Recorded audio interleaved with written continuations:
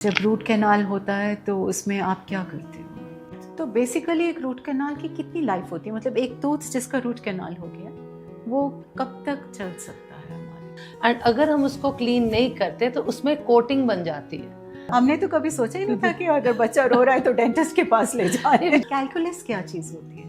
क्या बच्चा ड्रिलिंग करा लेते हैं मुंह में? इतनी देर मुंह खोलते हैं कि उनको एनेस्थीसिया देना पड़ता है? हमारे पास तो न्यू बॉर्न बेबीज आते हैं जिनके मुंह में दांत होता है। आपकी सजेशन है कि मदर्स एक डायरी रख लें और उसमें नोट करती जाए कि कितने दांत गिर गए इतना तो और कितने रह गए। नहीं बस भूल जाता है कि कितने दांत गिरे ना बच्चे मैं की। बच्चा तो डायरी आता है आफ्टर एवरी 1 मंथ।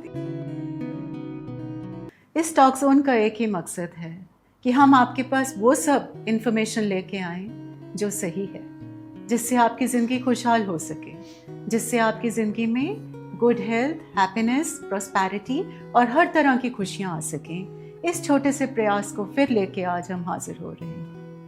हमारे साथ जुड़ने जा रहे हैं डॉक्टर नवनीत जी, जो एक बहुत बिजी डॉक्टर हैं। She is not only a doctor, वो एक हाउसवाइफ हैं, सोशलाइट हैं, कंटिन्यूसली इन रिसर्च हैं। At the same time, she is a social worker.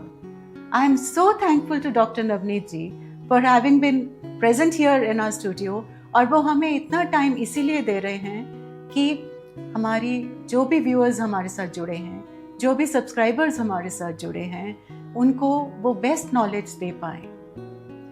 Doctor Navneet ji government sector में काम करते हैं। ये सिविल हॉस्पिटल में डॉक्टर हैं और गवर्नमेंट सेक्टर में कोई भी लिमिट नहीं होती काम की। सुबह से लेके चाहे शाम हो जाए, आपको हर पेशेंट देखना है और हर तरह का पेशेंट देखना है। सो इससे बड़ी सोशल सर्विस यही है कि वो हमारे टॉक शो के साथ जुड़े हैं। So welcome to our studios doctor Navneet जी।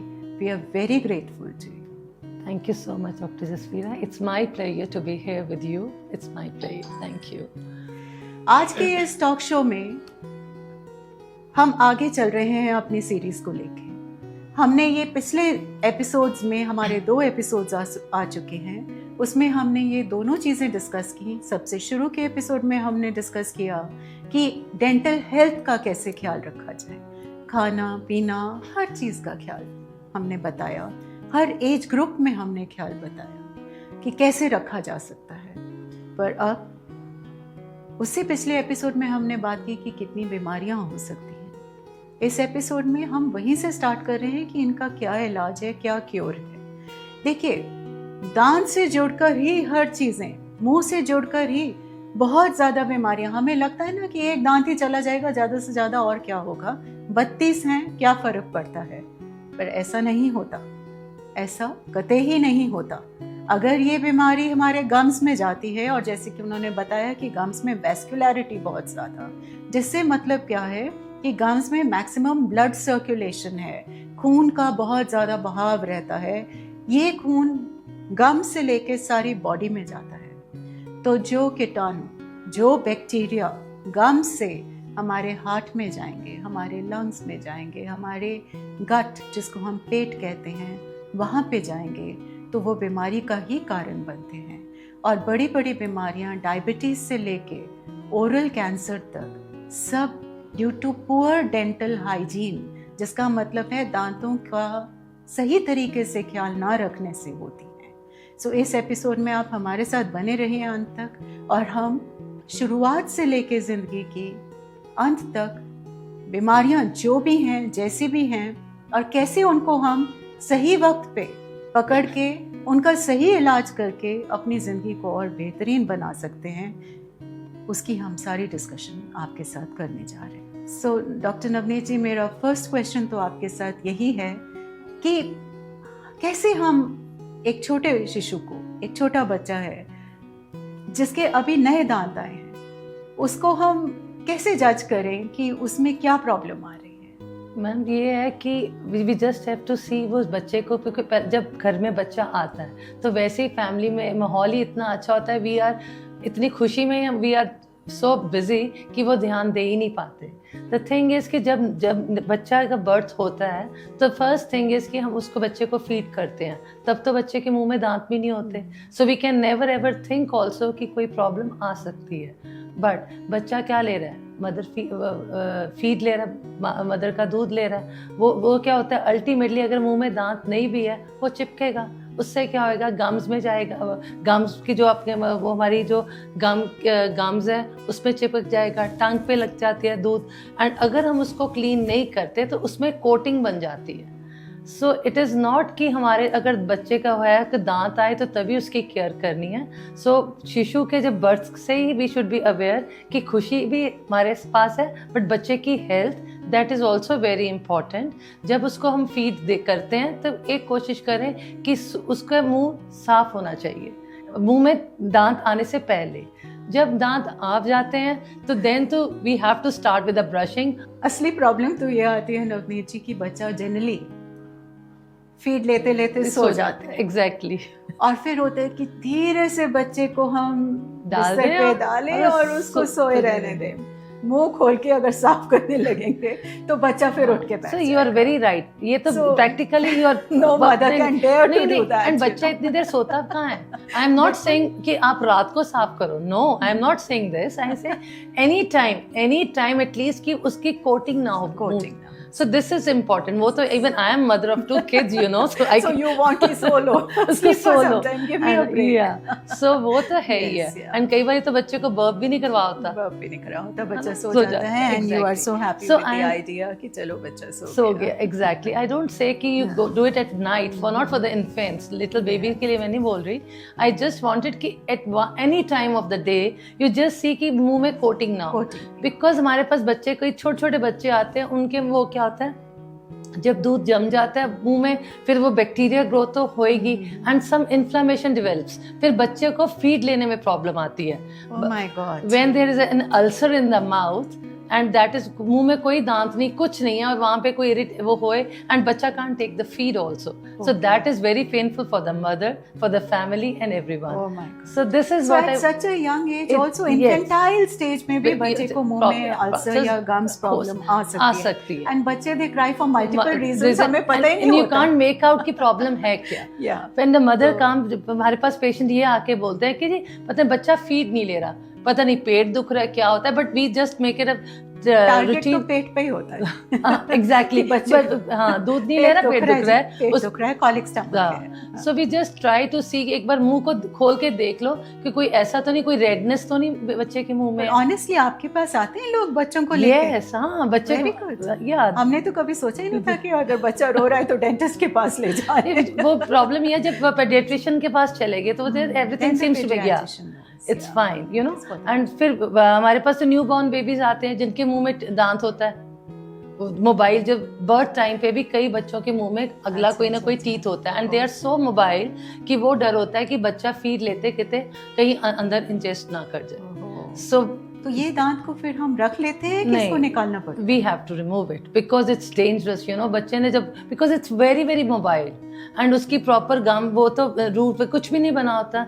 सो जो यूजली जो बच्चे के मुंह में दांत आते हैं 6-7 महीने में आता है एंड उसमें उसकी रूट बनी होती है. एंड जब हम निकालते हैं तो we don't give any injection, nothing, just with a gel, with a cotton. कोई मुंह में फोर्सेप क्या डालोगे? 2 दिन का बच्चा आ रहा है, 4 दिन का बच्चा आ रहा है. तो उसके बाद उसी पे टेम्पररी टूथ आ जाता है कि नहीं आता, मोस्टली नहीं आता. तो वो गैप रह जाता है एंड गैप परमानेंट. या सो समटाइम्स इन जो अगर कोई ज्यादा ही कंसर्न होते हैं तो वी हैव टू पुट उसको स्पेस मेंटेनर्स देते हैं, but that at later stage, not at early, but earlier stage पे we have no other option, you know, because बच्चे ने feed करना है, कोई problem आ जाए दांत है तो we had to remove it at that time, you know. So इसलिए बच्चे हमारे पास छोटे होते हैं, मतलब newborn babies भी hospital से ही आ जाते हैं, because ये भी myth है. लोग कहते हैं कि बच्चे के मुंह में जब birth time में दांत होता है तो पता नहीं क्या क्या myths है. अच्छा. So people think a lot about this, but yeah, but ये है कि yes. So that the right thing is कि डॉक्टर के पास ले जाया that जाए is और very वो दांत को important. रिमूव करा दिया जाए बच्चे की सेफ्टी है, बिकॉज बच्चा नहीं तो इंजेस्ट कर ले जा सकता है विद मिल्क, बिकॉज उसने मदर का वो निपल सक करना है तो प्रेशर तो पड़ेगा ही ना, एंड वो तो गम पैड्स पे पड़ेगा हमारे. So it has to be. So आते आते 6 महीने का बच्चा हो गया, उसके नए दो खूबसूरत मोती जैसे दांत आ गए, और फिर हम उसकी कैसे केयर करेंगे? फिर उसको यही है, उसकी केयर ले दे के हम डेंटल वाले यही कहते हैं जी, मुंह की सफाई करो, ब्रशिंग करो, that's what we can do it, you know. कि बच्चे के आजकल तो ब्रशेस इतने अच्छे आ गए हैं, फिंगर में पड़ जाता है, and silicon brushes and it's very soft, you know. And यही है कि द मोमेंट जब एक दांत मुंह में आ जाता है, हमारे मुंह के बैक्टीरिया फ्लोरा ही चेंज हो जाता है with the eruption of a single tooth, you know. अच्छा। So उसमें जो है कि ये जो बैक्टीरियाज हैं, they can cause cavities, you know. And बच्चा जो है कि वो लेते हैं, दूध पीता है, दूध लेट के पीना उसने, तो लेट के जब पीना है तो वो जो स्टिक कर जाता है, so it can cause, जब स्टिक करेगा तो बैक्टीरियल जो हमारे जो बैक्टीरिया है, so they can cause cavities, you know. And so many, मतलब बच्चा 6-7-8 साल के बच्चा होता है, एंड उसके जो अपर फ्रंट टीथ सबसे ज्यादा वो देखो वो उड़ जाते हैं, reason being not brushing the teeth. So लेट के बच्चा दूध पी रहा है तो वो 6 महीने का इस वो not 6 year, 6 months, yeah. Imagine. Yeah. So early in life. And life that these things can develop. हाँ. And जब 1.5-2 साल के बच्चे में कैविटीज होती है, it's very sorry affair. And जब बच्चा खाना नहीं खा पाता, पेरेंट्स को पता कैसे चलता है? एक तो फ्रंट टीथ में आ जाते हैं, दैट आर तो विजिबल, तो दिख जाते हैं। जो मोलर्स है पिछले, वो पेरेंट्स को तभी पता लगेगा जब बच्चा कहेगा कि मेरे को यहाँ पे खाना नहीं खा रहा। एक तरफ खाएगा तो इट्स फाइन, जो नेक्स्ट दूसरी तरफ खाएगा तो उसको होएगी दर्द। So the thing is then the child will eat on one side, okay, ठीक है। और जब एक साइड पे खा रहा है, दूसरे साइड आपकी अनयूज्ड रह जाती है, उसमें एक तो कैविटी आ गई, सेकेंडली उसमें कैलकुलस आएगा, बिकॉज जहाँ पे भी कोई भी कहते हैं डिसयूज एट्रोफी होने लग जाती है। रीजन भी कैलकुलस क्या चीज होती है? कैलकुलस होता है जिसको हम पंजाबी में करेड़ा बोलते हैं। इट इज जो हम कहते हैं कि दांतों में एक पीले रंग की परत जमी होती है, so that is a calcified thing. जो plaque is soft, plaque we can't see, जो हम मुंह में देखते हैं वो प्लाक की कैल्सिफाइड फॉर्म होती है, जो हम खाना खाते हैं एंड विद उसकी हार्ट में भी इतना ज्यादा हो जाता है। बच्चे जो 4-5 साल के बच्चे के मुंह में कैलकुलस दिखता है, उसका रीजन सिर्फ यही होता है कि बच्चे के एक साइड पे कैविटी होगी और बच्चे ने वो साइड कवर नहीं की, यूज नहीं की। जब यूज नहीं करोगे तो वो चीज जो हमारा वहाँ पे प्लाक पड़ा है या फिर वॉट एवर फूड डेब्रिज हैं, they keep on calcifying, that becomes visible with the naked eye, otherwise plaque हमें नहीं दिखता। तो इसका मतलब है कि हमें पेरेंट्स को बताना पड़ेगा कि आपके बच्चे की जो खाने की चूइंग है, जब बच्चा खाना चबा रहा है, you should तो see, दोनों तरफ से चबा जा रहा है। अगर बच्चा नहीं चबा पा रहा है, just you have a look in the oral cavity, देखो बच्चे के मुंह में what's the reason why the child is not having it, और नहीं दिखता। कई बार दांतों के बीच वाली स्पेस में कैविटी आ जाती है, वो पेरेंट्स को भी नहीं दिखेगी। Even we can make out. बच्चा रोएगा नहीं with that pain, उसको जैसे pain. हमें तो जो थोड़ी सी कैविटी हो इतनी पेन होती है कि जसवीरा जी यही तो बात है टीथ की। डेंटिस्ट के पास आए बिना रह नहीं पाते, होते जल्दी से ठीक जो कैविटी की वही डेंटल की प्रॉब्लम यही है सबसे ज्यादा, कि जब तक आपको पेन होगी दैट इज टू लेट। दर्द जब कैविटी शुरू होती है तब उसमें सिर्फ खाना फंसता है, इट्स नॉट पेनफुल। बच्चे को वो एहसास होना शुरू, बच्चे को हाँ वहाँ पे खाना फंसेगा तो वो उसको लगेगा कि हाँ थोड़ा डिस्कम्फर्ट होगा, it is not painful. Painful तब हो जाता है जब वो उसके नर्व एंड को टच करेगा या उसकी आगे डीप चले जाएगा। हमारे दांतों की भी लेयर्स होती है ना, 1 is enamel, number 2 डेंटिन में आ जाएगा, थोड़े बहुत ठंडा गर्म लगेगा, बच्चा सबसे पहला कंप्लेन करता है कि कुछ ठंडा पिएगा तो कुछ का लगेगा। So that is the sign when parents should make out कि yes we should go to a dentist. Dentist का सिर्फ ये नहीं है कि डेंटिस्ट के पास जाओ तो पैसा ही पैसा है। पीपल थिंक इट कि डॉक्टर्स पता नहीं क्यों कह रहे हैं कि एनुअली चेकअप कराओ, so they have their personal interest, but they don't think कि जब तक आप फिर हमारे पास आते हो that will be too late. When you come with a pain, then it is too late. We have to do a procedure for that. That is very difficult for the kids. तो भगवान न करे पर मान लीजिए कि किसी बच्चे में एक तो कैविटी है तो उसकी तो फिलिंग हो जाएगी, पर क्या बच्चा ड्रिलिंग करा लेते हैं मुंह में? इतनी देर मुंह खोलते हैं कि उनको एनेस्थीसिया देना पड़ता है? एनेस्थीसिया देना, देखो एनेस्थीसिया देना भी it's not that easy.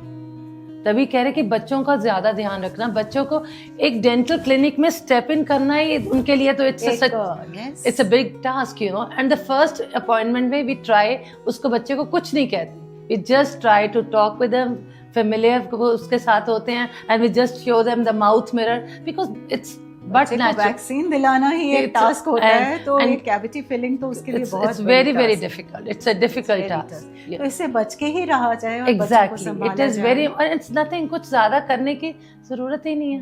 You just have to take care कि बच्चा ब्रश. और ये पेरेंट्स की, आई पर्सनली फील कि पेरेंट्स, मैं पेरेंट्स की क्या बात बताऊं, पेरेंट्स खुद नहीं करते. तो अगर पेरेंट्स को अवेयरनेस होगी तो आई डाउट कि वो बच्चे को नहीं करवाएं. बिकॉज मैं पूछती हूँ, आप करते हो? नहीं. हालांकि अब जो थोड़े बच्चे बड़े आते हैं उनको हम बोलते हैं कि अपने पेरेंट्स को भी बोलो कि रात को ब्रश कर लिया करो. पर नवनीत जी, मैंने देखा है कि ये बहुत बड़ी मिथ है हमारी कंट्री में. और ये मिथ क्या है कि अगर ज़्यादा ब्रशिंग करो तो गम्स पीछे को हो जाएंगे, दांत वीक होके गिर जाएंगे. नहीं, ये बिल्कुल ठीक बात है. It is very right. It is the technique what affects, you know.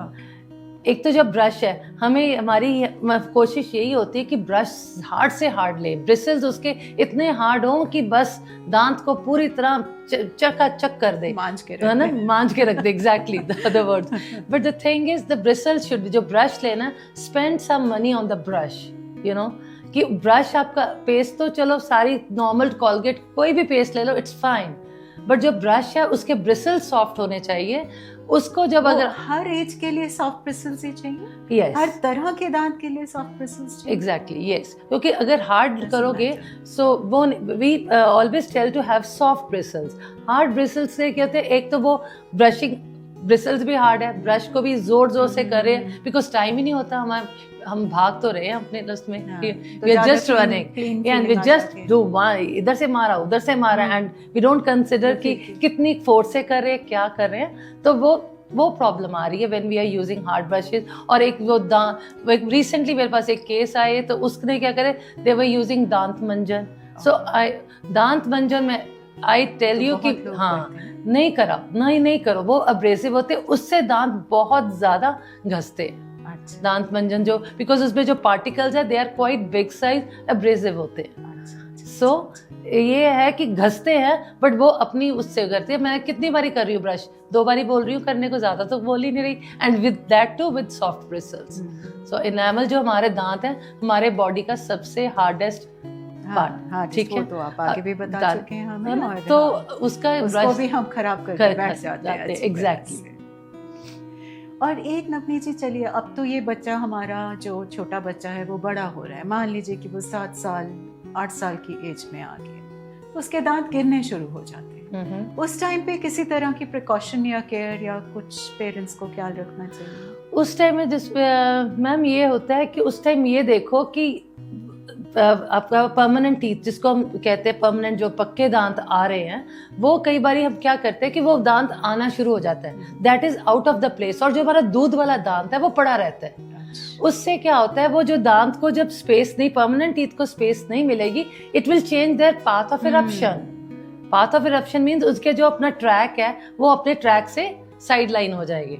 उसका रिजल्ट क्या आता है, हम देखते हैं कईयों के दांत आगे हैं, कईयों के पीछे हैं. जब दांत पीछे आ जाता है या आगे आ जाता है, देन पेरेंट्स कम कि जी ये आगे पीछे हो गया, तब हम कहते हैं ये दूध वाला दांत पड़ा. अगर पहले निकलवा लेते तो उसका ट्रैक हमने खाली कर देना, that would have come in the line. आपकी सजेशन है कि मदर्स एक डायरी रख लें और उसमें नोट करती जाए कि कितने दांत गिर गए, इतना तो और कितने रह गए. नहीं बस भूल जाता है कि कितने दांत गिरे ना बच्चे. बच्चा डायरी आफ्टर एवरी 1 मंथ ये दांत टूट गया. नहीं जसवीरा जी, डायरी रखने की कोई जरूरत नहीं है. मैं सिर्फ ये कह रही हूँ बिकॉज मेरे को पता है इंडियन वुमेन्स तो वैसे ही मतलब they are very very busy. Let it be a working हो जाए, हाउस होल्ड हो, जो मर्जी कर लो, so they are very busy. सिर्फ ये देख लो कि जो दांत जहाँ पे आ रहा है कि उसकी जगह पे दांत पड़ा तो नहीं है, बस इतना सा देख लो. नहीं, एक मिल्क टूथ रह गया, मान लीजिए कि किसी का एक मिल्क टूथ रह गया, वो 7-8 जो भी ट्रांजिशन टाइम है, हमारा it's a long, it's a time is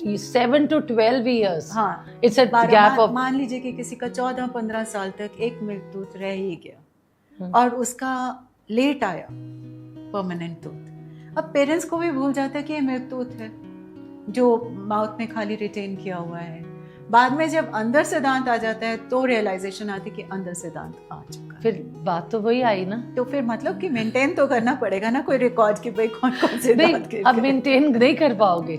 I tell you practically it is not possible, it's not possible. So better कि डेंटिस्ट के पास। अब गवर्नमेंट सेक्टर में चले जाओ, नहीं अब लग रहा है कि आपको वो ज्यादा है, go to the government sector, 10 रुपए की फी नहीं है, जस्ट गो फॉर एक चेक करवा लीजिए। That is very important, because क्या हो रहा है कि कई बार वो जो दांत पक्का रह जाता है वो इम्पैक्ट हो जाता है, फिर उसको निकालना इज ए बिग सर्जरी। तब जब कोई भी चीज अगर वहां पे जम जाती है तो उसको फिर कैसे निकालोगे, सर्जरी करोगे, बोन काटोगे, जितना छोटा बच्चा होता है उतना चीज easily we can think of. So उसके कई चीज हमें इवन वी कैन गो नहीं डायग्नोज कर पाते कई बार, so we can take the help of x-rays. Because आजकल डिजिटल एक्सरेज है। totally agree with you कि dentistry is not all about health. अकेली health नहीं, but that beautiful smile exactly has to come from beautiful care. yeah. और वो खूबसूरत मुस्कुराहट को बनाए रखने के लिए थोड़ा सा ख्याल रखना बहुत जरूरी है। और ये एज, जिस एज पे ये आप बता रहे हैं प्रॉब्लम, ये तो बच्चा खुद भी ख्याल रख सकता है। आजकल के 6, 7, 8, 9, 10 साल का बच्चा काफी अवेयर हो जाए। एग्जैक्टली, बहुत अगर बच्चे को भी बता दिया जाए कि भाई अपने दांतों का बच्चे ऐसे ख्याल रखना है, आपके कौन से दांत गिर गए, अंदर कुछ फील हो रहा है, तो एकदम से देखो बच्चों को सब, इवन स्कूल्स में दे हैव अ वेरी पॉजिटिव, क्योंकि आजकल गवर्नमेंट ने इतनी स्कीम्स की हुई हैं। बच्चे हमारे पास आते हैं, today only the patient came, बच्चा आया 9-10 साल का, with a cavity and he was in pain. तो मैंने उसको पूछा, मैं कहा यू नो इट कि you have to brush twice a day? Then yes he knew it, but बात है कि हम रीइंफोर्स नहीं करते। ये रीइंफोर्समेंट्स कहाँ से आएगी? फैमिली से आएगी ना। You have to keep telling. देखो एक बार कह के तो अच्छी आदत नहीं कोई गेन करता, एक्सेप्ट करता। बैड हैबिट्स जी थोड़ी बहुत तो हो जाती है ना। थोड़ी बहुत, एक दिन ना भी किया तो भी किया, एक दिन is okay. I am not saying everyone, even we can करते करते कई दिन it happens. Yes, you are out on a holiday, आप 10 दिन के लिए कहीं बाहर छुट्टी पे गए हैं, घूम रहे हैं, ये कर रहे हैं, टाइम पे आप वापस नहीं पहुंचे, you are too tired, brush की जगह आप जस्ट एक क्विक रिंस लेके बच्चा सो गया, and the next morning again, third morning again. And so anyways, I think वो थोड़ा बहुत उसके we can think for 1-2 days. Yes, even we can do it. Even we are not perfect. Even we do this. Sometimes 1-2 days don't matter. 1-2 days it doesn't matter, you know. But if it becomes a habit, फिर होता है कि पता है क्या हो रहा है कि जब when 1-2 दिन skip कर लेते हैं, फिर कहते हैं उससे क्या कुछ हुआ. So we can skip it. Yes. So then it becomes a habit. So that's the thing. 1-2 days skipping is not an issue, but if you make it a कि इससे क्या होगा, कुछ नहीं, then it becomes a problem. When you land up with a problem, then it's a problem. Navneet जी, आप last time हमें बता रहे थे कि देखिए अगर डेंटल हाइजीन की बात करनी है तो there are 3 things we have to take care of. दांतों की, मसूड़ों की और जुबान की, टंग की। एग्जैक्टली। तो दांतों की तो हमने बात कर ली। अब गम हेल्थ की कैसे ख्याल रखा जाए, या कैसे चेक किया जाए कि कोई गम्स में प्रॉब्लम तो नहीं आ रही है बच्चे के जनरली, मतलब इट्स जस्ट एक तो आप देख सकते हैं बच्चे में कि कोई भी गम में कोई इन्फ्लेमेशन, मतलब रेडनेस कहीं पे भी गम में आती है, that is a sign for gum problem. Secondly, brush करने पे ब्लड आए, that is earlier sign for inflammation, मतलब गम के मसूड़ों में स्वेलिंग आ रही है। जब स्वेलिंग आती है मसूड़े में तो वो क्या होता है, बेसिकली वहाँ पे ब्लड फ्लो बढ़ जाता है। So they are prone for the moment कोई ब्रश का ब्रिसल कितना सॉफ्ट भी कर रहे हैं, इट स्टार्ट्स ब्लीडिंग। सो जो गम का जो इश्यू हमें पता चलता है कि हमारे गम में प्रॉब्लम है, so this is with the bleeding. कभी ब्लीडिंग गम्स अक्सर मिस हो जाते हैं बिकॉज वाइल ब्रशिंग करते हैं, so you not every time checking. इतना ज्यादा ब्लड तो होता नहीं है, बहुत कम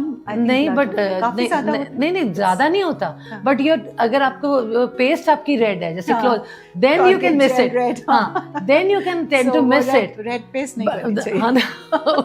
नहीं, ये नहीं मैं कहूँगी क्लोज अप वाले मेरे को पकड़ लेना कि you are just doing that, but yes कि जो व्हाइट पेस्ट होगी उसमें तो एक speck of a blood means वो चेक कर लेना चाहिए। When you spit it in the spit out कर रहे हैं, उसको देख लें। Yeah. ये नहीं कि आप नहीं, वो तो आई थिंक ये मिस होने के chances. Generally water is running and वो immediately you spit and it keeps. बंद करो ना पानी, वाटर सेव करो ना, सेव करो।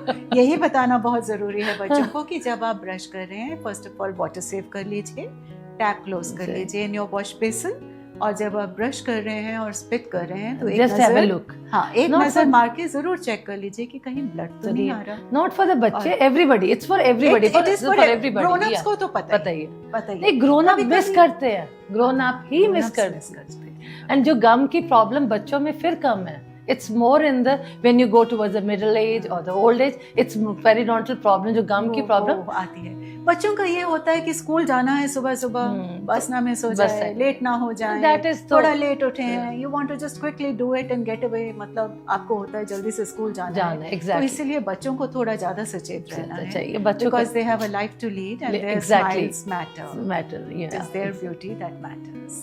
Yeah. बिल्कुल ठीक कहा आपने। और टंग भी क्लीन करना चाहिए ब्रश के साथ। ब्रश के पीछे आजकल जो ब्रशेस आ रहे हैं उनके पीछे हल्के से ग्रूव्स बने होते हैं। सो अब जो बैक हेड ऑफ द उससे अब क्योंकि टंग क्लीनर्स भी आते हैं मार्केट में, बट इतना कुछ करने से मेटल का टंग क्लीनर सेफ है क्या? इट इज वही है, पे हार्ड हो जाता है ना टंग पे, it's for too hard for the tongue. अगर आप रेगुलरली टंग क्लीन कर रहे हैं तो जो हेड ऑफ द ब्रश के पीछे जो ग्रूव्स होते हैं उससे वो क्लीन हो जाएगी tongue. There's nothing like that. It's soft ही होता है, कुछ हार्ड तो है नहीं वहाँ पे। बिकॉज ये जो मेटल के टंग क्लीनर्स हैं, इसके बारे में मैंने सुना है कि जो लोग बहुत जोर जोर से टंग क्लीन करते हैं उससे टंग कैंसर के बहुत चांसेस होते हैं, बिकॉज आप टंग की अपर लेयर को एवरी टाइम स्केल वो कर देते हो, डैमेज करते हो, you are damaging the mucosa of the tongue. ऐसा कुछ होता है ऐसे? इसके not, I can't relate this with the tongue cleaner basically, but ये है कि जो ओरल कैंसर का जो मेन कॉज कहते हैं दैट इज क्रॉनिक इरिटेशन। हाँ, क्रॉनिक इरिटेशन। सो मेटल जो है, अगर आप ज्यादा जोर से, और देखो मेटल की भी इतना केयर भी नहीं कर पाते, ये भी नहीं पता मेटल कैसा है, उसमें रस्टिंग हो जाए, कुछ हो जाए। So you have to be careful when you are using a metal, you know. So there were so many things, you मतलब metal and hygiene is one more factor. It's very important, you know. So this it's better comes to the point कि नवनीत जी, brush की hygiene, जैसे हम brush को repeatedly use करते हैं, we use the brush, we leave it, हम उसको छोड़ आते हैं वॉशरूम में, फिर नेक्स्ट टाइम फिर वही ब्रश उठाएंगे, उसको करेंगे, वॉश करेंगे, वही रख देंगे, तो is it safe? So it's doing fine, you know. क्योंकि कवर वगैरह कब आते हैं कवर पे, इतना ब्रश करने का तो मैम टाइम नहीं है, तो अब मैं ये भी कर दूं, ये भी ऐड कर लो, तो उन्होंने कहना कि ऐसे कोई आपने ऐसा कोई इन्फेक्शन या ऐसा नहीं आ रहा, नहीं देखा। तो ऐसा कोई कॉशन वगैरह नहीं, बहुत ज्यादा जरूरत नहीं है, वैसे until and unless कि वो नीचे ही गिर जाए, एग्जैक्टली दैट, वो तो यू इवन कुछ चीज नीचे गिर जाए, you don't feel like, you know. तो वैसे तो अगर आप कवर करते हो it's always good, you know. And bristle जब ब्रश करते हैं तो हम जैसे 2 बार करते हैं तो ब्रिसल्स कहते हैं कि ड्राई होने चाहिए, ड्राई हो जाते हैं, because when we brush it they are wet, with time they get dry ना, तो फिर उसके बाद हम जब दोबारा पेस्ट लगाते हैं तो ब्रश कर लेते हैं, कोई ऐसा नहीं है। कवर्स आते हैं, it's always good to cover a thing, you know. अच्छा, कवर्स आर बेटर, बट वो ये इट्स नॉट वेरी मच वो कि नहीं वो करेगा। ये भी सुनने में है कि कवर करने से वो ड्राई नहीं हो पाता, उसमें फंस जाते, तो वही चीज है ना कि तो कौन सा बेटर है कि इट्स बेटर कि ना ही करो कवर। रीजन भी आपने देखा होगा कि अगर आप कवर्स यूज कर रहे हैं तो उसके अंदर एक ब्लैक लेयर ऑफ फंगस आ जाती है, मॉइस्ट रहेगा, तो मॉइस्चर ट्रैप होता रहता है। तो वही that is the thing that you have to be more cautious. So I don't want to add more things to complicate the things more, you know. Complicate the matter. Yes, very true. अब हम जा रहे हैं वो बच्चों की तरफ जो खेलते खेलते कभी कभी चोट लगा लेते हैं। It's very very sad, you know. आज ही I got a beautiful girl, so वो उसके टीचर ही लेके आए मेरे पास, so she was playing hockey, तो hockey stick उस बच्चे के लगी front teeth, you know, and it was मतलब it लमक रहा था, so I tried putting it back, but मैं ये ज़रूर कहूँगी कोई भी स्पोर्ट्स इंजरी होती है, जितनी जल्दी हो सके you come to the dentist, sometimes we can save। जैसे उस बच्चे का वो तभी वो उसका teacher hats off to that teacher, you know, उसने उसके पेरेंट्स को भी नहीं बुलाया, वो खुद लेके आया out of concern. So even we tried our best to fix it up, so it will take some time, 4 to 6 weeks, so I am hopeful we can save it for some time, because imagine बच्चे के अगला दांत चले जाए, and दांत तो कोई भी चला जाए बुरा है, सामने का and that too total look change हो जाएगी। सो कोई भी स्पोर्ट्स इंजरी, मतलब बच्चों को ये तो टाइम है, कई बार दांत खेलते खेलते गिर जाते हैं, आधा टूट जाता है, तो उसको कोई प्रॉब्लम नहीं आती, सो they don't come to us. वो हमारे पास जब आएंगे तो उसको हम we can do something to save the tooth. मैं ज़्यादा explain नहीं कर रही, but the हाँ, thing नहीं, is, नहीं, yeah. वो तो सारा So procedure yeah, explain भी नहीं so करना the चाहिए। thing is, it's always good कि जब बच्चे को चाहे आधा दांत टूटा है या कुछ chip off हुआ है या कुछ हुआ है, you should come to the doctor, dentist to just have a look. और ये तो जो बच्चा था उसके तो दांत हिल ही रहा था ना permanently, उसको तो भी अगर बच्चे ने गैप डाल देता for 4-5 days, then healing हो जाती है, then it's not possible to save.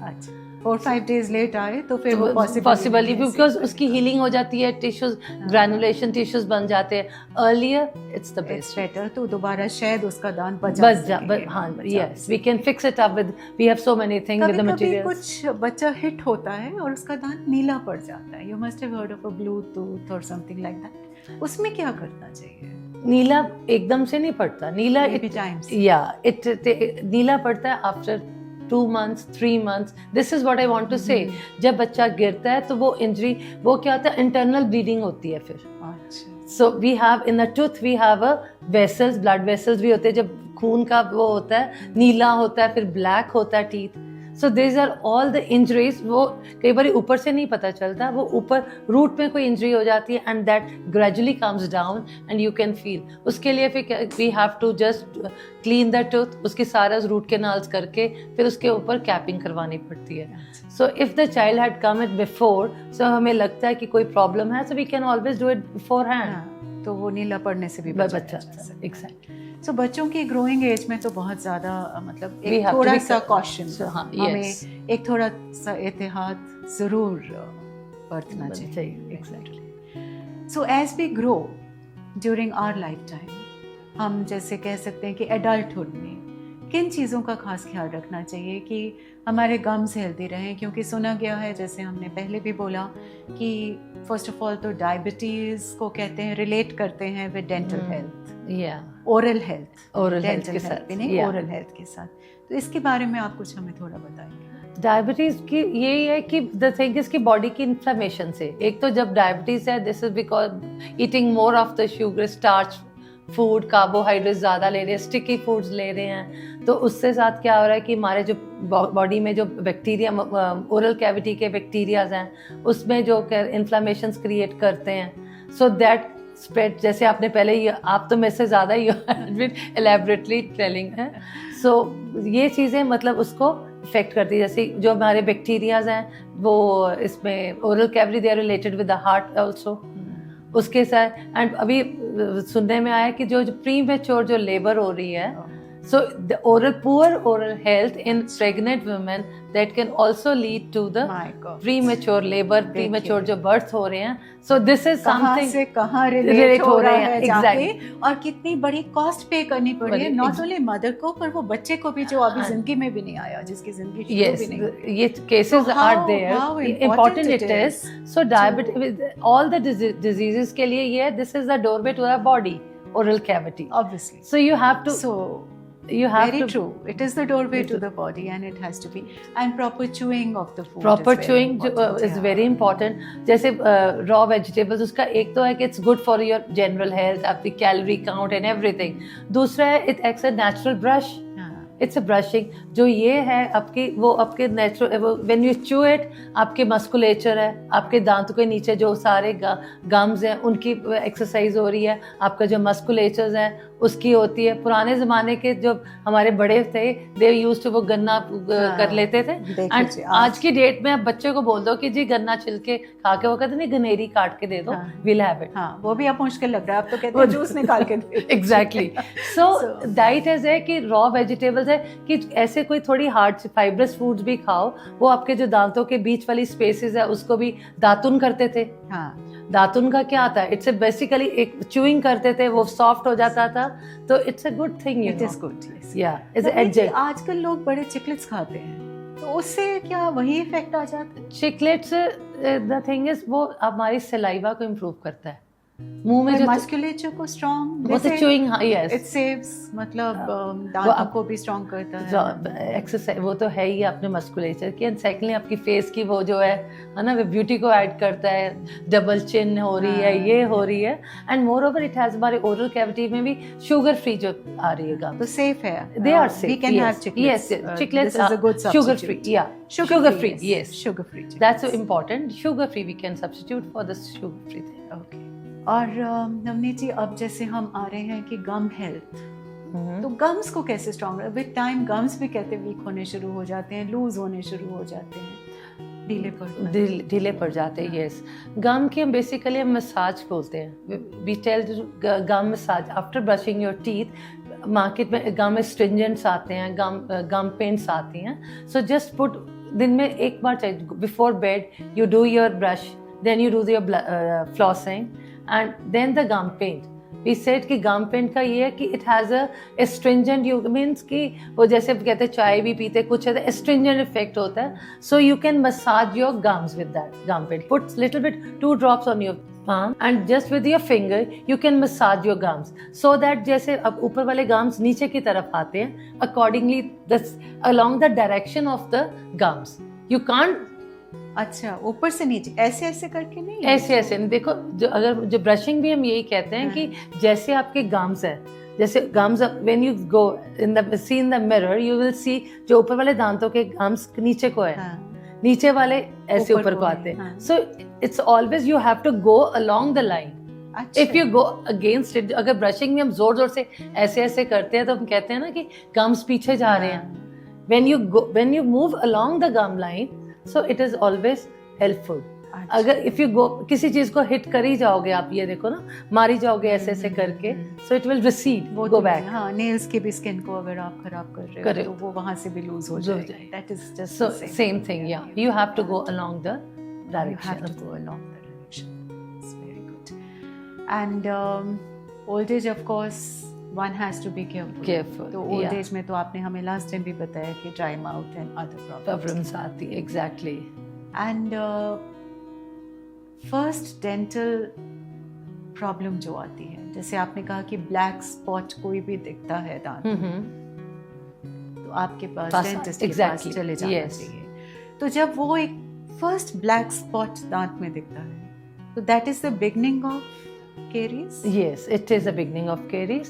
And फिर अगर वो जो black spot है, मतलब दांत में कीड़ा लग गया समझ लीजिए, स्पॉट जिसको हम कीड़ा लगना कहते हैं, exactly, वो होना शुरू हो गया। एंड अगर वहीं पे हम वहाँ पे थोड़ा कॉशियस हो जाते हैं, so when you come to the dentist we can see with the instrument कि वो जो स्पॉट है या जो वो है वो कितना डीप है, कितना सॉफ्ट है। So sometime it is hard only, then we don't cut the teeth, उस टूथ को हम नहीं काटते, we can substitute some fluoridated paste, so it will help in the calcification of the tooth. तो कई बार अगर वो स्पॉट को हम वहीं पे, जैसे हम कहते हैं arrested caries, what is arrested caries, but वो हमें दांत को कट करके अगर हमने कोई फिलिंग करनी है तो we have to cut the surrounding natural tooth structure also. So earlier when you come with a spot, so we will just find it out if it's just a spot. If it is hard, we will not touch it. We will leave it as it is, and we can wait for some time. Sometime it takes years along. अच्छा, yeah, it will not go progress. मतलब हम save कर लेंगे उसको, save कर सकते हैं, because obviously जब आगे जाएगा तो दांत की आप ड्रिलिंग करेंगे, exactly, दांत जाएगा, कैविटी फिलिंग होगी, so थोड़े टाइम के बाद कैविटी लूज हो जाएगी, फिर और ड्रिलिंग होगी, exactly. So फिर वो कई बार वो जो black spot it can be arrested at that point also. कहते हैं पिट एंड फिश, कई बार होता है हमारे जो मोलर्स हैं उसमें ब्लैक लाइंस आ जाती हैं, सो दे वी कल वहाँ पे सीलेंट्स लगा लेते हैं, सीलेंट मतलब उसको वहीं पे सील कर देते हैं, सो इट शुडंट प्रोग्रेस, जो बैक्टीरिया के जो वो है इनका एसिड अटैक टूथ का सेफ हो जाता है वहाँ पे। सो दैट इज कि whenever you see a black spot you should come and we can see accordingly how we can help you, how best we can help you, exactly. और मान लीजिए कि ये अब डीप कैविटी तो हम समझ गए, पर अगर उससे भी ज़्यादा डीप हो जाए, मतलब पेन ही होनी शुरू हो जाए दांत, that is alarming. sign, you know. Then you have to go for either tooth extraction, and the second is the root canals. It is a painful procedure, yes. So we have to give a anesthesia, local मुंह में injection, और मुंह में injection लगाना, that is imagine. पहले तो वही बड़े बड़े लोग रोते हैं, I can मतलब they just cry like anything, and I used to, मैंने कहा कोई बात नहीं, कई ladies आती हैं, मैंने कहा डिलीवरी नहीं हुई ਤੁਹਾਡੀ. So मतलब they are not scared of that labor pains and everything, but the sight of injection and drilling in the mouth, it is quite scary for most of the people. It is, yes. जब root canal होता है तो उसमें आप क्या करते हैं? Root canal में we just drill it. 2-3 sittings लग जाती हैं. डिपेंड करता है. आजकल तो थोड़ी सी अगर if somebody is मतलब we can do, if it is not infected, we can do in one sitting also. No doubt it will take time, but usually 2 से 3 sitting में हो जाती है. But if the tooth is not very much infected, and moreover if we have time that we can spare, that में 2 घंटे मतलब 1-1.5 घंटा patient को दे सकते हैं. So we can do in single sitting also, depending upon the how the tooth structure is. नीचे उसके जो supporting structure है उसमें अगर infection है, then we wait for some time to for proper healing and everything. So उसमें क्या करते हैं, we have to remove जो blood vessels हैं, nerves है, जिसकी वजह से patient को pain हो रही है. So patient को इतनी pain होती है that patient कई बारी कहता है मैं सारी रात सोया ही नहीं. When you go in the hospital सुबह 9 बजे जाते हैं, patient बैठा होता है, so you can make out yes he is having that exposure pain and he couldn't sleep, because the moment you lie down the pain will aggravate, because वो जो blood vessels है वो सारा वो सिर को और ज़्यादा पेन होती है, वो सारी nerve endings वहीं पे हैं. So in root canal we remove मतलब किसी को मारना, root canal is basically the tooth को dead करते हैं. So we leave the structure, but जो उसके में blood vessels जो nerves हैं उनको हम remove करके then we fill with the artificial materials what we have in them. तो बेसिकली एक रूट कैनाल की कितनी लाइफ होती है? मतलब एक टूथ जिसका रूट कैनाल हो गया वो कब तक चल सकता है हमारे लिए? 10 साल चल जाए, 15 साल चल जाए, नहीं चले तो 3 साल ना चले. So it's nothing. It depends. But mostly yes, मतलब रूट कैनाल it ठीक ठाक रहता है for 5-6 years, क्योंकि after root canal the most important is to put crown of capping on it. Capping तो हो. Because the tooth structure is hollow, the root is hollow because we have removed it and उसमें हमने artificial, so वो चल जाता है time. It depends, 5, 7, 10 years it goes. But generally once you have a root canal it is very important to maintain gum health. Exactly, For yes. your gums to hold the thing is because we are making artificial contacts. जो nature है, nobody can beat nature. Yes. जो contacts nature ने बनाए हमारे, so that even we are human being, we can lap with कहीं ना कहीं lapse हो जाता है, and that is a site for food impaction. Food impaction because कि जब कैपिंग करते हैं तो वो एग्जैक्ट कांटेक्ट नहीं बन पाता between the complete preceding tooth और उसके पीछे वाले दांत. एग्जैक्टली. तो थोड़ी सी स्पेस या थोड़ा सा गैप रह गया, खाना उसमें बस natural हो गया. So this उससे आगे दोनों दांत फिर और वो कैविटी होती है वो आपके दोनों दांतों के बीच, दैट इज इंटरडेंटल स्पेस में आती है, वहां पे होती है. सो दिस इज उसकी फिलिंग भी नहीं हो पाती. एंड जो फिलिंग उसकी टिकनी is very important. Earlier used to silver filling होती थी, मेटालिक फिलिंग. तो but now it is banned, mercury is banned, amalgam हम नहीं कर सकते क्योंकि वो फिलिंग्स 20 ईयर्स भी चल जाती थी. Patient used to, yeah, but mercury से कोई it's a health hazard, amalgam. So it is not used in any medical sector. Amalgam नहीं, even हमारे BP apparatus पहले mercury वाले होते थे. Now they had banned this amalgam क्योंकि इसकी जो है it is biohazard है, and इसको dispose of करना कहाँ करोगे आप? पर जिसके मुंह में ही है उसको तो फिर अफेक्ट करती होगी. इसीलिए that's the reason so they had कि stopped using it, amalgam filling, silver, क्योंकि आते पेशेंट हमारे पास जो एज्ड हैं, so they we used to say कि वो चांदी की फिलिंग. उसने चांदी नहीं है, अब चांदी गई. पर चांदी की फिलिंग भी होती है. सोने के दांत तो मैंने सुने. नहीं, that is amalgam, silver and amalgam. उसको yeah, alloy ना, so it's a silver filling. Yes, it's the alloy. It's a silver and mercury. तो मान लीजिए कि ये दांत भी गया जी, RCT हुई और चली 10-15-20 साल, and then you lose that tooth also. आपका सारा डेंटल स्ट्रक्चर ठीक है बट 2-3 दांत चले गए, तो उसके बाद वी हैव 2 ऑप्शंस. आजकल तो technology science is doing wonders, you know. So we are having the implants हो जाते हैं. So implant is the thing is, बहुत डरते हैं लोग, द रीजन बीइंग कि जी वो ड्रिल होती है हड्डी में, but it's nothing like that. So it's support लेते, to take a support, and we put the implant in the bone. No doubt it is in the bone only. उसको drill करके, so we should leave it for some time so that उसकी healing हो जाए, and then we can put the tooth. उसका advantage implants का ये हो जाता है कि द एडजॉइनिंग टीथ हमारे सेफ रहते हैं. अगर we don't go for implant some, but in some patients yes, जो हमारे एल्डरली पेशेंट्स हैं, जिनको दे हैव डायबिटीज़ है, जिनकी बोन हेल्थ अच्छी नहीं है, so for them we can't put the implant. For that we can put the bridges, कि परमानेंट टीथ डाल के बना सकते हैं. वो support as a bridge. We take the pillar of the tooth, provided they have a good, mobile ना हो, उनकी डेंट अच्छी, गम कंडीशन अच्छी हो, तो ले दे के तो बात वही आती है. If your oral cavity is sound, then only we can think of certain things. Actually ये दांतों की प्रॉब्लम आई थिंक सेंचुरीज पुरानी है. एग्जैक्टली. मैं पीछे जैसे विजिट कर रही थी लंदन, और वहाँ जाके लंदन में लिटरेचर के साथ हमेशा जुड़ी रही, तो वर्ड्सवर्थ हाउस विजिट करने गई. ओके. तो वहाँ पे बड़े बड़े उन्होंने हिस्ट्री ऑफ वर्ड्सवर्थ फैमिली पे लिखा था, तो उनकी सिस्टर के बारे में लिखा था. ओके.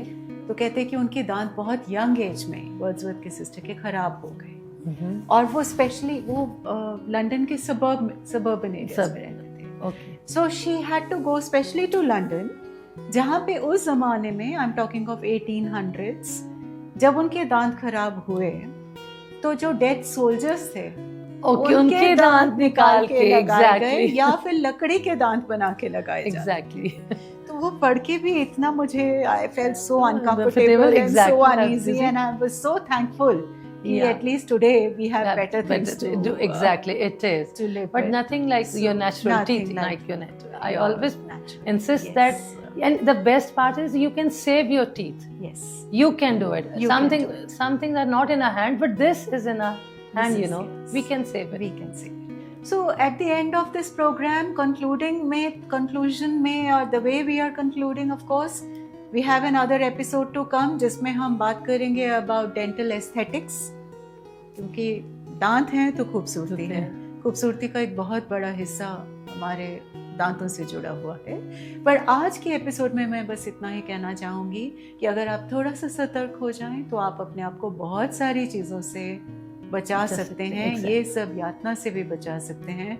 बस वन छोटा सा लास्ट क्वेश्चन, कि प्री कैंसेरियस स्टेजेस जो होती हैं, ओरल प्री कैंसेरियस स्टेजेस, इसके अगेंस्ट हम कैसे अपने आप को सेव करें? How do we come to know? नहीं, सेव करने के तो क्या होती हैं, the pre cancerous is the, वो होती है हमारे मुंह में कोई भी अल्सर होता है, कोई भी पैच आता है, जो हील, यूजुअली हमारे मुंह में जो अल्सर होते हैं, they heal within 7 to 10 days normally. के छाले तो बड़े कॉमन है, सो दे कैन बी बहुत ज़्यादा. अगर मुंह में जो अगर कोई छाला है, सो वो हील नहीं हो रहा 3-4 weeks तक, then we should go to the dentist for our oral checkup. और दूसरी चीज़ है, एक तो नॉन हीलिंग, उसको हम कहते हैं non healing ulcers. That is a very important part, कि कई लोग अपने आप कुछ ना कुछ लगाते रहते हैं कि फॉर दैट नहीं, वो नहीं ठीक होगा. Second is chronic irritation. कोई भी टूथ मार्जिन, जैसे कोई आधा दांत टूट गया and it's broken tooth and it is irritating, उसमें कि टंग के मार्जिन बहुत कॉमन हो रहा है. उसका क्या होता है कि टंग के मार्जिन पे अल्सर्स हो जाते हैं. So, वो chronic irritation भी sometimes we remove when we grind off the tooth, it heals, the ulcer heals. But sometimes वो इतना ज़्यादा prolong हो जाता है, so it can lead to oral. यहाँ तक कि कभी-कभी 2 दांतों के बीच में गैप हो, कुछ फंस जाए किसी पार्टी पे, फंक्शन पे, कहीं पे, तो you just try कि दांत टंग के साथ थोड़ा क्लीन कर लीजिए, रिमूव कर लीजिए. पर वही टंग पे इरिटेशन करके वहाँ पे भी कहते चांसेस हैं हो जाता हो सकता है. So chronic irritation is the one of the most common. बाकी जैसे आपने बताया कि पान, तंबाकू, पान मसाला, these all are क्या है, even cigarette smoking for that matter, these are irritants. ये तो चलो, हाँ, they are all carcinogenic, irritants. Yes. और मिर्च मसाले भी कम कर लेने चाहिए. It is. और वो तो है, मिर्च मसाले अगर किसी को प्रॉब्लम आ रही, बहुत लोगों को होता है कि जिस चीज़ से आपको इरिटेशन हो, you should stop it. Body आपकी बता दे, जस्ट टेल यू कि what is not good for you, you know.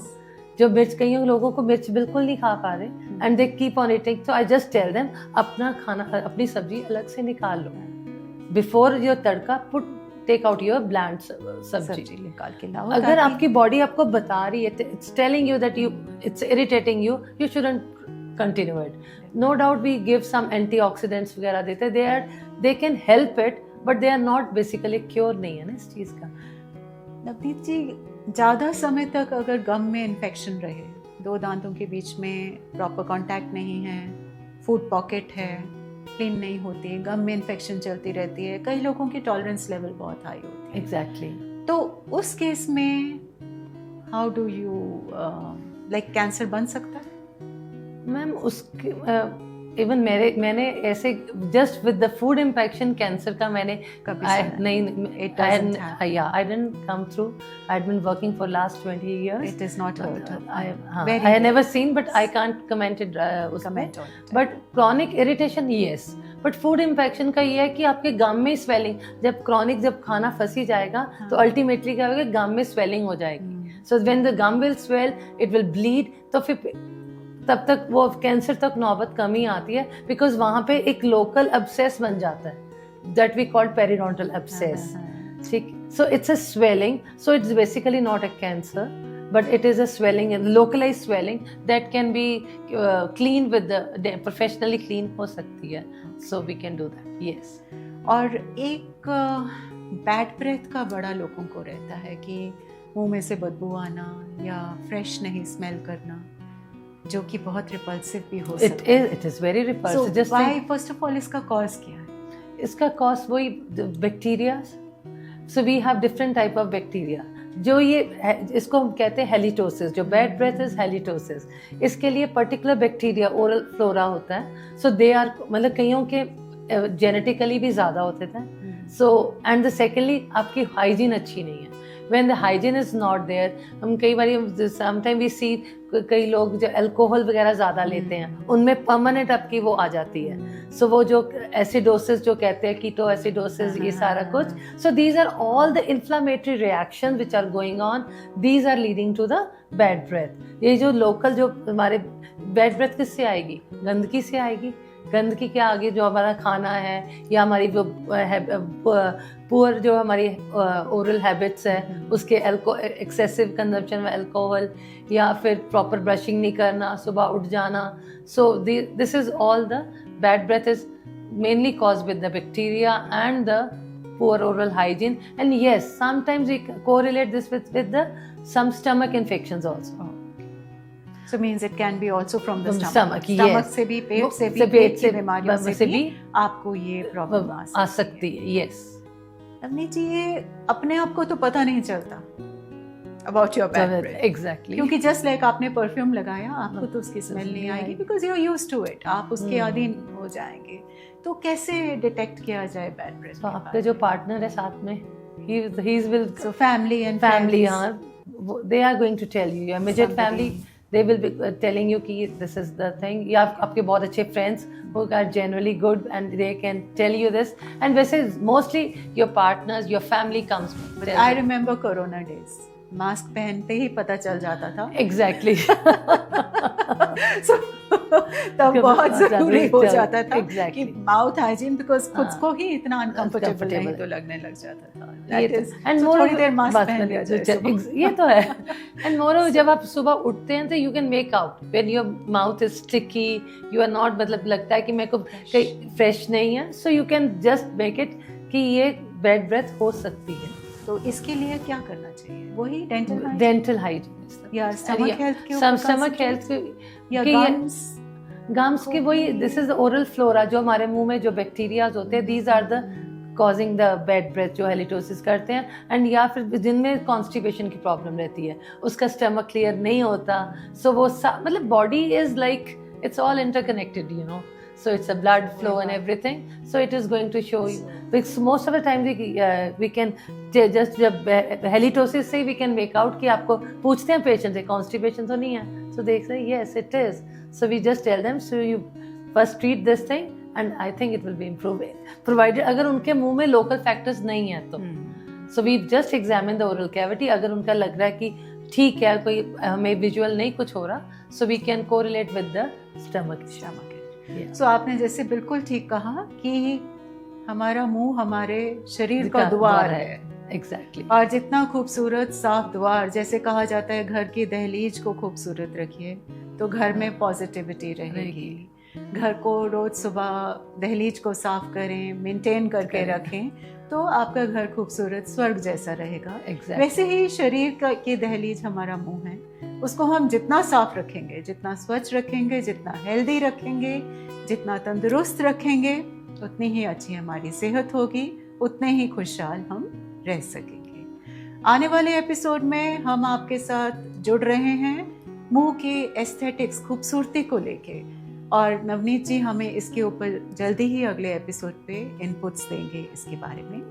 Friends, हम बहुत जल्दी, ये जो YouTube एपिसोड्स हैं ये थोड़े लंबे हैं, पर हम आपको शॉर्ट रील्स भी देने वाले हैं. तो मैं आपको रिक्वेस्ट करती हूँ कि आप हमारे साथ इंस्टाग्राम पे जुड़िए, Jasveera_TalkZone पे, जहाँ पे 1 मिनट, 1.5 मिनट या 2 मिनट्स की इम्पॉर्टेंट, जो बहुत ही ज़्यादा महत्वपूर्ण जानकारी है, वो हम आपको जल्द से जल्द उस पर प्रोवाइड कर देंगे. और ये सारे एपिसोड को हम उस पर दोबारा से आपके लिए प्रस्तुत करेंगे. इसी के साथ thank you so much for being with us. Don't forget to like, subscribe and share. That is a huge encouragement for us, और हमें ये प्रेरणा देगा कि हम आपके साथ दोबारा जुड़ें और बहुत सारे हेल्थ फैक्टर्स, मोटिवेशन, और आप मुझे DM कर सकते हैं या नीचे कमेंट्स में लिख सकते हैं कि आप और क्या क्या चाहते हैं जो हम लेके अपने टॉक शो पे आपके साथ साझा करें.